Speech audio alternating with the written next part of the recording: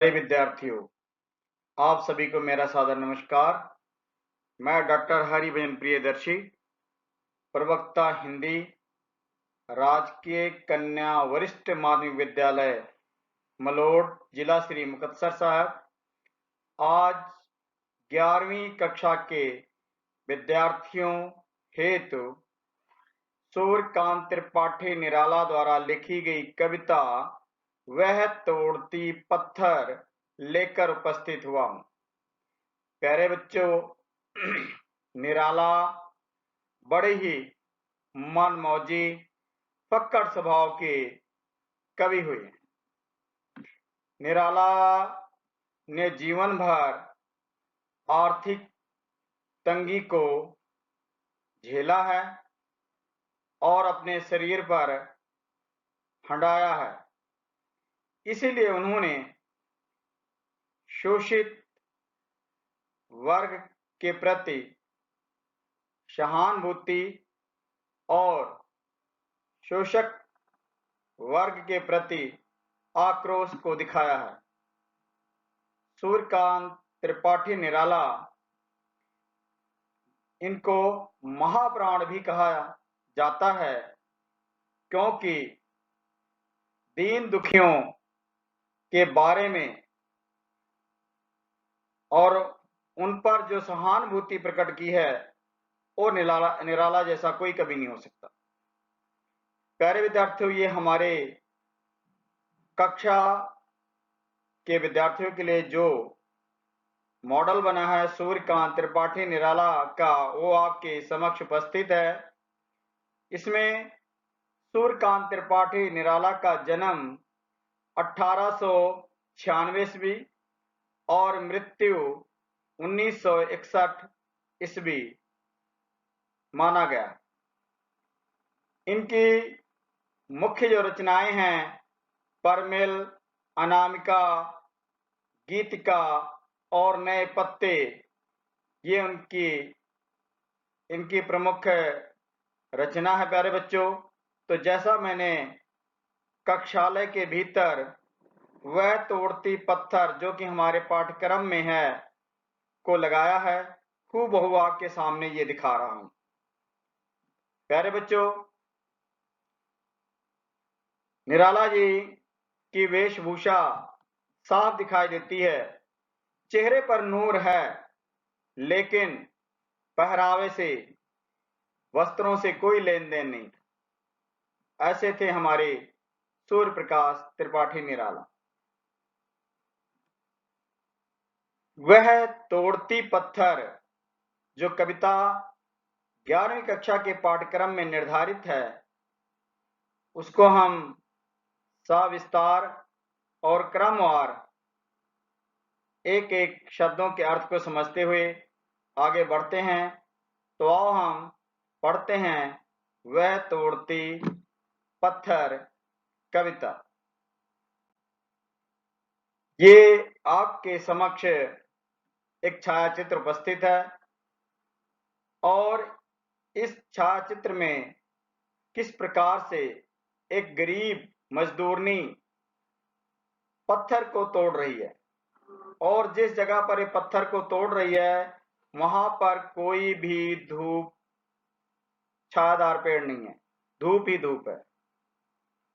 और भरी दोपहर में वो पत्थर तोड़ रही है, जैसा कि छायाचित्र में दिखाई दे रहा बच्चों। तो इस छायाचित्र के माध्यम से हम समझ रहे हैं निराला जी की कविता वह तोड़ती पत्थर। प्यारे बच्चों, हम कविता का वाचन करते हैं। वह तोड़ती पत्थर, वह तोड़ती पत्थर, देखा उसे मैंने इलाहाबाद के पथ पर, देखा उसे मैंने इलाहाबाद के पथ पर। वह तोड़ती पत्थर, वह तोड़ती पत्थर, कोई न छायादार, कोई न छायादार, पेड़ वह जिसके तले, पेड़ वह जिसके तले बैठी हुई स्वीकार, वह तोड़ती पत्थर, वह तोड़ती पत्थर। निराला जी शोषित वर्ग के प्रति सहानुभूति प्रकट करते हुए एक मजदूरनी की दीनहीन दशा का वर्णन करते हुए कहते हैं कि वह मजदूरनी जो कि या जिसे मैंने इलाहाबाद के पथ पर पत्थर तोड़ते हुए देखा, वह मजदूरनी जहां पत्थर तोड़ रही थी कोई भी छायादार पेड़ नहीं था, जहां वो आराम से बेफिक्र होके धूप से बचाव करके पत्थर को तोड़ सके। वह तोड़ती पत्थर, वो पत्थर को लगातार तोड़ रही थी। तो प्यारे बच्चों, ये थी व्याख्या। अब आपकी परीक्षाओं में पूछे जाने वाले जो प्रश्न हैं उनको भी हल करते चलते हैं। तो आओ पहला प्रश्न देखते हैं क्या है। उपरयुक्त पद्यांश के कवि कौन है? प्यारे बच्चों, हमने कौन सा कवि पढ़ा बताओ? हमने पढ़ा सूर्यकांत त्रिपाठी निराला। तो हमारा उत्तर होगा का, सूर्यकांत त्रिपाठी निराला, ना कि रामधारी सिंह दिनकर, ना कि अज्ञे, ना ही जयशंकर। स्त्री क्या कर रही है? तो अभी आपको बताया वो क्या कर रही थी। पथ को देख रही है, तरु काट रही है, पत्थर तोड़ रही है, छायादार पेड़ के नीचे निष्क्रिय बैठी है। तो हमारा उत्तर होगा गा, पत्थर तोड़ रही है। क्या कर रही है? पत्थर तोड़ रही है। तो इस प्रकार हमने पहले पद की व्याख्या की और उससे संबंधित प्रश्न उत्तर को हल किया। अब हम आगे चलते हैं प्यारे बच्चों, अगली पंक्तियां देखते हैं। श्याम तन भरा बंधाए वन, नत नैन प्रिय कर्मरत, गुरु हथौड़ा हाथ करती बार बार प्रहार, सामने तरु मल्लिका अट्टालिका परकार। श्याम तन भरा बंधाए वन, नत नैन प्रिय कर्म रत मन, गुरु हथौड़ा हाथ करती बार बार प्रहार, सामने तरु मल्लिका अट्टालिका प्रकार।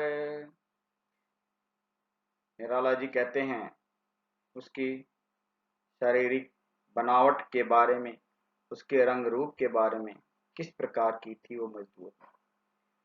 कहते हैं श्याम तन, उसका सांवला रंग था, भरा बंधा यमन, पूरी अपनी जवानी पर थी, नत नैन, नत मतलब होता बेटा नीचे, नैन अपने नेत्रों को नीचे झुकाए, प्रिय कर्म अपने प्यारे कर्म को, रत मन मन से लगातार लगी हुई, अर्थात वो हथौड़े से पत्थर को लगातार तोड़ रही। गुरु हथौड़ा हाथ, कोई छोटा सा हथौड़ा नहीं था। छायाचित्र में देखो कितना बड़ा हथौड़ा है और कितनी कमजोर नारी है। तो प्यारे बच्चों, उसके हाथ में बहुत बड़ा हथौड़ा था। करती बार बार प्रहार, और उस पत्थर पर बार बार चोट पहुंचा रही थी। सामने तरु, ये देखो, जैसे ये देखो ऊंचे महल हैं और उसके साथ ही क्या है, पेड़ हैं। सामने तरु थे, मल्लिका अट्टालिका प्रकार, ऊंचे ऊंचे महल भी थे, विभिन्न प्रकार के प्राकार। लेकिन वो बेचारी कहाँ बैठी थी? धूप में बैठी थी, और धूप में ही बैठकर वो अपने प्रिय कर्म पत्थर तोड़ने के काम में लगी हुई। तो प्यारे बच्चों, इन पंक्तियों की व्याख्या अब हम प्रश्न उत्तर करते। गुरु हथौड़ा से क्या अभिप्राय है? हल्का हथौड़ा, बहुत हल्का हथौड़ा, पूज्य गुरु का हथौड़ा या भारी हथौड़ा? तो गुरु का मतलब होता है बेटा बड़ा, और बड़ा का मतलब हुआ भारी। तो हमारा उत्तर होगा घा फार घड़ी, घड़ी उत्तर होगा भारी हथौड़ा। समझ आ गई? आगे चलें। प्रिय कर्म रत मन से क्या अभिप्राय है? इसका क्या मतलब हुआ? अपने काम से जी चुराना, अपने प्रिय काम में मन लगाना, प्रिय काम में रत्ता हुआ, प्रिय काम में मन ना लगना। ये इस प्रकार के विकल्प आएंगे। तो प्रिय कर्म रत, मैंने आपको समझाया था, वो अपने पत्थर तोड़ने वाले काम में मन से लगी हुई थी, मन से पत्थर तोड़ रही थी। मजदूर हमेशा मन से काम करता है प्यारे बच्चों। तो हमारा उत्तर होगा खा, क्या? अपने प्रिय काम में मन लगाना। अट्टालिका शब्द का अर्थ है महल, झोपड़ी, कारखाना या कोई नहीं। तो आपके सामने छाया चित्र है किसका? महल का। तो उत्तर क्या होगा प्यारे बच्चों?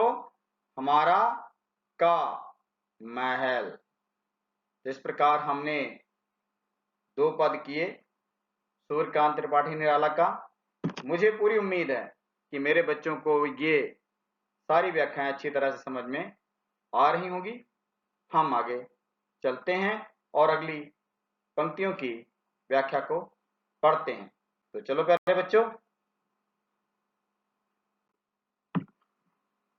चढ़ रही थी धूप गर्मियों के दिन, चढ़ रही थी धूप गर्मियों के दिन, दीवा का तमतमाता रूप, उठी झुलसाती हुई लू, रुई जो जलती हुई भू, गर्द चिन्हगी छा गई, प्रायः हुई दोपहर, वह तोड़ती पत्थर, प्रायः हुई दोपहर, वह तोड़ती पत्थर।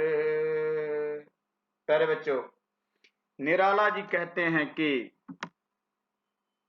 सूरज चढ़ रहा था, चढ़ रही थी। तो जैसे 8 बजे, 9 बजे, 10 बजे, 11 बजे गर्मियों के दिन बढ़ते जाते हैं समय, वैसे वैसे सूरज चढ़ता जाता है और गर्मी फैलाता है। दीवा का तमतमाता रूप, दिन का पूरा गर्म रूप, और उठी झुलसाती हुई लू, और जो हवाएं चलती थी, लू चलती थी, वो पूरे शरीर को ऐसे लगता था जैसे अभी जलाकर राख कर दे, इतनी तेज थी। रुई जो जलती हुई भू, और पूरी धरती रुई की भांति क्या कर रही थी? जल रही थी। गर्द चिनगी छा गई, प्राया हुई दोपहर, पूरे ब्रह्माकाश में जो धूल है, धूल के कण हैं, वो चिंगारी की भांति छा गए थे। प्राया हुई दोपहर, दोपहर हो चुकी थी, वह तोड़ती पत्थर, और वो बेचारी युवती क्या तोड़ रही थी? पत्थर भी तोड़ रही थी। तो प्यारे बच्चों, ये देखो आपके समक्ष सूर्य की तस्वीर है। अब जैसे जैसे सूरज चढ़ा, गर्मी वैसे वैसे फैलती है, अधिक होती जाती है, सूर्य के रंग में भी परिवर्तन होता जाता है। जब सूर्य सुबह निकलता है तो लाल रंग में होता है, लालिमा होती है, और धीरे धीरे जैसे जलता है, बढ़ता है, बढ़ता है, बढ़ता बढ़ता बढ़ता जब दोपहर हो जाती है तो पूरा गर्म हो जाता है। और फिर भी उन हालातों में भी देखो बेचारी छायाचित्र में इतनी भरी दोपहर में वो बेचारी क्या तोड़ रही है, मजदूरनी पत्थर को तोड़ रही है। तो प्रश्न बनता है रुई की तरह क्या जल रही थी? तो रुई की तरह धरती जल रही थी प्यारे बच्चों। तो हमारा उत्तर होगा धरती। ठीक है, तो चलो हम, अब आपको समझ आ गया होगा, हमारा उत्तर धरती। चलो प्यारे बच्चे हम आगे चलते हैं और अगली पंक्तियों को। देखते देखा मुझे तो एक बार उस भवन की ओर देखा छिन्न तार, देख कर कोई नहीं देखा मुझे उस दृष्टि से, जो मारे खारोई नहीं, जो मारे खारोई नहीं।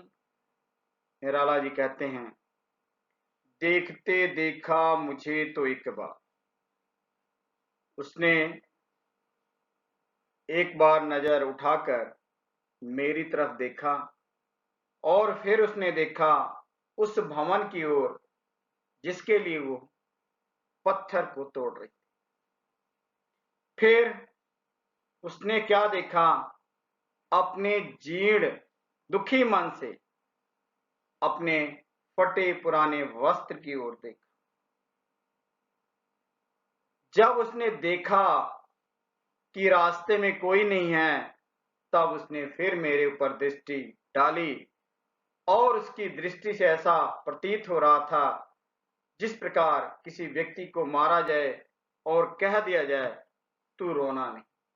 उसकी अवस्था ऐसी थी, ऐसी दीनहीन अवस्था थी, ऐसी मन भर गया था जैसे बच्चे को कह दिया जाए रोना नहीं और हम उसे थप्पड़ मारते जाएं तो बच्चा रोता नहीं लेकिन भभकता है। तो वही अवस्था का वर्णन यहाँ पर कवि निराला जी कर रहे हैं और हम सभी को बता रहे हैं कि बेचारी मजदूरनी की दीनहीन अवस्था कैसी, कि उसने उस महल को भी देखा, मेरी तरफ भी देखा और जो उसकी अवस्था थी जैसे किसी को थप्पड़ मारा जाए या मारा जाए और कह दी जाए तुझे रोना नहीं। छिन्न तार शब्द का क्या अर्थ है प्यारे बच्चों? ये इसमें कठिन शब्द आया है। तो का क्षीण मन से, खा हर्षित मन से, गा प्यार से, घा वियोग मन से। तो हमारा जो उत्तर होगा क्षीण होगा, दुखी होगा। और आगे चलते हैं प्यारे बच्चों, नेक्स्ट हम देखते हैं पंक्तियां सूर्यकांत त्रिपाठी निराला की। सजा सहज सितार, सजा सहज सितार, ना सुनी मैंने वो नहीं जो थी सुनी झंकार। दोबारा, सजा सहज सितार, सजा सहज सितार, ना सुनी मैंने वह नहीं जो थी सुनी झंकार, एक क्षण के बाद वो कांपी सुगर, एक क्षण के बाद वह कांपी सुगर, ढोलक माथे से गिरे शिकर, लीन होते कर्म में फिर ज्यों कहा, लीन होते कर्म में फिर ज्यों कहा, मैं तोड़ती पत्थर, मैं तोड़ती पत्थर। कवि निराला जी कहते हैं कि देखो प्यारे बच्चों, मैंने पहले भी कहा था कि निराला दीन दुखियों के कवि और उनकी प्रत्येक अवस्थाओं का बड़ा सुंदर वर्णन करते। पिछली पंक्तियों में भी आप देखा किस प्रकार से उसके प्रति सहानुभूति मजदूरी के प्रति दिखा रहे हैं, और यहां पर भी हम देखेंगे, सजा सहज सितार न सुनी मैंने थी, जो थी सुनी झनकार। कवि कह रहा है इतने सरल भाव से सितार को के तार को अगर छेड़ दिया जाए प्यारे बच्चों, तो उसमें से ऐसी झनकार पैदा होती है, आवाज निकल जाती है। थोड़ा सी उसे टच कर दो सितार के तार को, कहते वो मैंने उसके अंदर देखा। किसके अंदर? उस मजदूर के अंदर। एक क्षण के बाद वह काफी सुध, एक पल के बाद ही वो उसके अंदर कंपन पैदा हो जाता, जैसे किसमें? उस सितार में एक क्षण छेड़ा नहीं, किसमें कंपन पैदा हो। उसी अवस्था का वर्णन यहां कवि कर रहा है। ढुलक माथे, उसके माथे से सीकर पसीना निकल रहा। अब गर्मी में जब कोई भी व्यक्ति काम करेगा और वो बेचारी साथ में काम में पत्थर को तोड़ रही है, तो ये निश्चित है कि उसके शरीर से पसीना अवश्य निकलेगा। तो कहते उसके माथे से जो है पसीना ढुलक रहा था, मतलब गिर रहा था। ये देखो ऐसे। लीन होते कर्म में फिर ज्यों कहा, फिर वो कवित्री कहती है, कवि कह रहा, ओम मजदूरनी अपने कामों में दोबारा फिर लग जाती है और कहती है, मैं तोड़ती पत्थर, मैं पत्थर को तोड़ रही। तो प्यारे बच्चों, देखा आपने किस प्रकार से कवि निराला पूरी कविता के अंदर एक मजदूरनी का पूरा चित्र हम सभी के समक्ष प्रस्तुत कर दिया। आओ हम आगे चलते हैं और अगली लाइनों को या प्रश्नोत्तर से संबंधित उसको करते हैं। वह तोड़ती पत्थर कविता में कवि ने किस ऋतु का वर्णन किया है? तो प्यारे बच्चों, हम सभी जानते हैं ऋतु मुख्य रूप से 6 प्रकार की होती हैं, और उन ऋतुओं में से हर ऋतु की अपनी विशेषता है। लेकिन जो ये ऋतु है गर्मी, ग्रीष्म जिसे हम कहते हैं, इस ऋतु में जीवन बहुत ही अस्त व्यस्त रहता है। मतलब व्यक्ति गर्मी से और लू से बहुत परेशान रहता है। तो हमारा जो प्रश्न का उत्तर बनेगा, का है ग्रीष्म ऋतु, शीत ठंडा होता है, बसंत आप सभी को पता ही है, बसंत बहार आई, हेमंत, 4 ऋतुओं के नाम लिखे हमने, और इन चारों में से पहला है हमारा उत्तर का। कौन सी ऋतु प्यारे बच्चों? का ऋतु है, आप लोग सोचो, ग्रीष्म ऋतु। ये हमारा उत्तर। पत्थर तोड़ने वाली युवती के माथे से क्या गिर रहा था? का पानी। पानी कहां गिरेगा प्यारे बच्चे? इतनी धूप में बैठी थी, कुछ खाने पीने को नहीं था, पसीना, खून कोई नहीं। खून तो चूसते हैं शोषक वर्ग, शोषित। तो हमारा उत्तर होगा का पानी। सहज ही कवि को क्या सुनाई दिया? सितार की झनकार, हारमोनियम की आवाज, तबले की थाप या नगाड़े की आवाज। तो क्या सुनाई दिया था? सहज सुना, सितार की आवाज। तो हमारा उत्तर का होगा। यहां पर मैंने तीनों का क्यों रखा है? जो बच्चे मेहनत नहीं करते वो अक्सर ये सोचते हैं कि पहला पहला पहला विकल्प किसी भी प्रश्न का सही नहीं हो सकता। इसलिए मैंने तीनों प्रश्न के उत्तर को का रखा है। ये मैं आपको बता देता हूं प्यारे बच्चों, कभी भी बिना मेहनत के सफलता नहीं प्राप्त होती। अगर आपने मेहनत की है तो आपको पता होगा का। जो कई बच्चे सोचते हैं, तुक्का लगाते हैं, अगर पहले का का है तो दूसरे का खा होगा, तीसरे का का नहीं।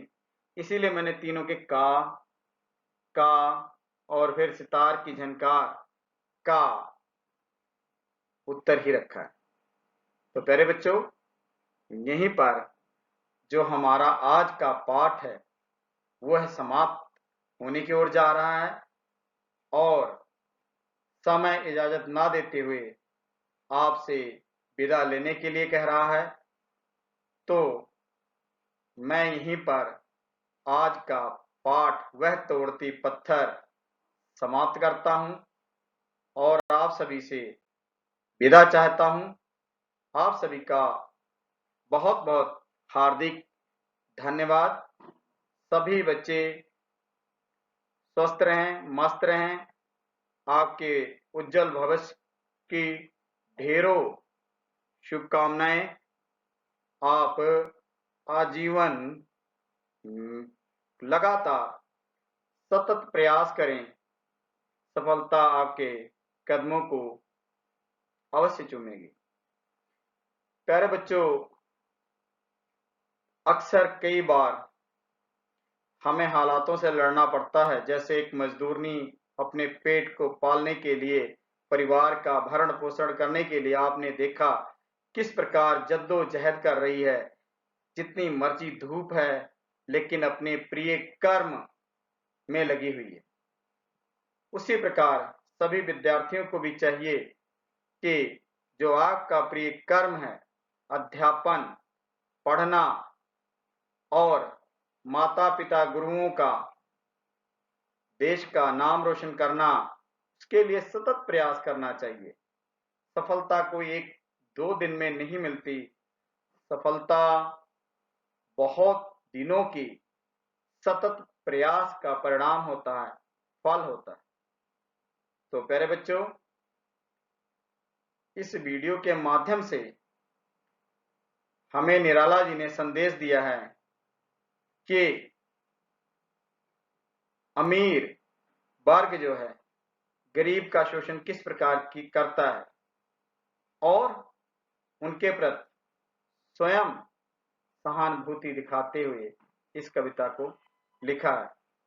तो प्यारे बच्चों, आज हम चलते हैं आगे, फिर आपको मिलेंगे नए पाठ के अध्याय, नई विषय वस्तु के साथ।